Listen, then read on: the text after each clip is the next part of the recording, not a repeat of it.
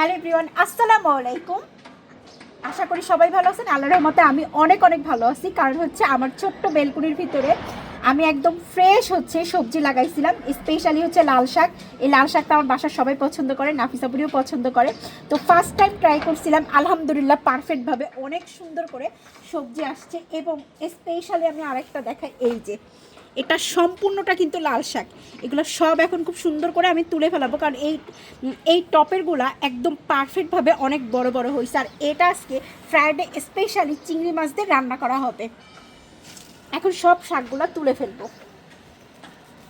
এই যে মাশাল্লাহ মাশাল্লাহ মাশাল্লাহ, আসলে আল্লাহ চাইলে কি না হয়। আর কি সুন্দরভাবে একটা ছোট্ট টপের ভিতরে পর্যাপ্ত পরিমাণে শাক হয়েছে আলহামদুলিল্লাহ। আমাদের ফ্যামিলিতে হচ্ছে আমরা 5 জন মানুষ, আমরা খুব সুন্দর করে পারফেক্টভাবে আজকে দুপুরে কিন্তু এই শাকটা দিয়ে খেতে পারবো। এবং হচ্ছে স্পেশালি এই ধনের পাতাগুলোও উঠাই ফেলাবো। উঠানোর পরে এই ধনের পাতা খুব সুন্দর করে আজকে ভর্তা বানাবো। আর এই পাশের বড়গুলো উঠিয়ে ফেলবো শাক, আর ছোটোগুলো থাকবে, যাতে নেক্সট টাইমে আবার হচ্ছে 1-2 সপ্তাহ পরে আমরা এটা খেতে পারবো এই জন্য। বাট এই টপেরগুলো, এই যে বড়গুলো উঠাই ফেলতেছি, ছোটোগুলো থাকবে, এগুলো আবার বড় হয়ে যাবে।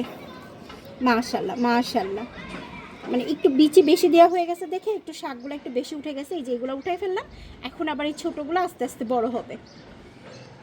এটা একটু এভাবে একটা একটা করে উঠাইতে হবে, কারণ হচ্ছে একটু বেছে বেছে বড়গুলো উঠাচ্ছি। চাইলে আসলে আপনারা যদি মন থেকে কিছু চান, অবশ্যই এইভাবে তৈরি করতে পারবেন। কথায় আছে যে যদি তুমি চেষ্টা করো সর্বদাই তুমি সফলতা পাবা।